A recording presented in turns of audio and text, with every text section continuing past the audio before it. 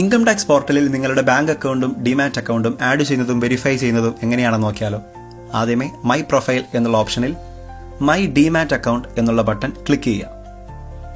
My demat account എന്നുള്ള ഓപ്ഷനിൽ add demat account എന്നുള്ള ബട്ടൺ ക്ലിക്ക് ചെയ്തതിന് ശേഷം നിങ്ങളുടെ ഡെപ്പോസിറ്ററി ടൈപ്പ് ഏതാണെന്ന് ചൂസ് ചെയ്യുക. CDSL ആണെങ്കിൽ ഡിമാറ്റ് അക്കൗണ്ട് നമ്പർ എൻ്റർ ചെയ്ത് കൊടുക്കുക.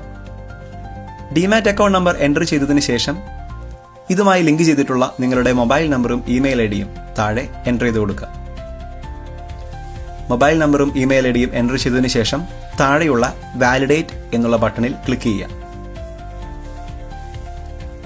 ഇപ്പോൾ നിങ്ങളുടെ ഡിമാറ്റ് അക്കൗണ്ട് വെരിഫൈഡ് ആയിട്ടുണ്ട്.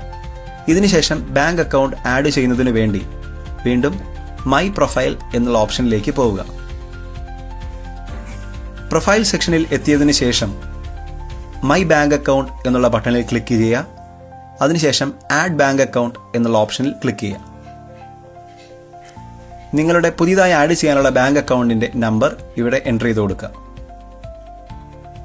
അക്കൗണ്ട് ടൈപ്പ് എൻ്റർ ചെയ്യുക. അക്കൗണ്ട് ഹോൾഡർ ടൈപ്പ് സെലക്ട് ചെയ്യുക. അതിനുശേഷം IFSC കോഡ് എൻ്റർ ചെയ്യുക.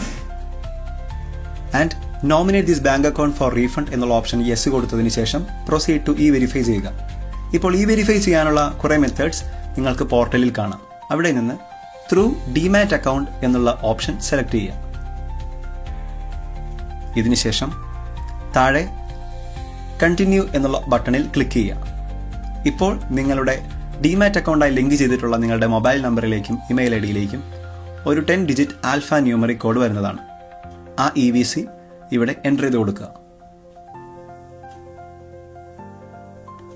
EVC എൻ്റർ ചെയ്തതിന് ശേഷം താഴെയുള്ള വെരിഫൈ എന്നുള്ള ഓപ്ഷനിൽ ക്ലിക്ക് ചെയ്യുക. ഇങ്ങനെ നിങ്ങളുടെ ബാങ്ക് അക്കൗണ്ട് വാലിഡേഷനിലുള്ള പ്രൊസീജിയറിലേക്ക് കടന്നിരിക്കുകയാണ്.